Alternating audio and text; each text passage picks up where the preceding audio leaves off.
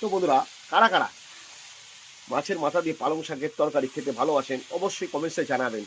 এখন মা বানাবে মাছের মাথা দিয়ে।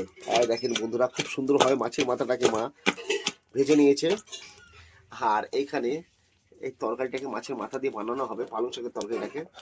তাই দেখছেন এতে দেওয়া হয়েছে তেল আর শুকনো লঙ্কা, আর একটু দেওয়া হলো পাঁচফোড়ন, আর বন্ধুরা দেওয়া হচ্ছে কাঁচা লঙ্কা চেরা, আর একটুখানি দিচ্ছে আমার হলুদ, আর দিয়ে দিল মাছের মাথাগুলো। ও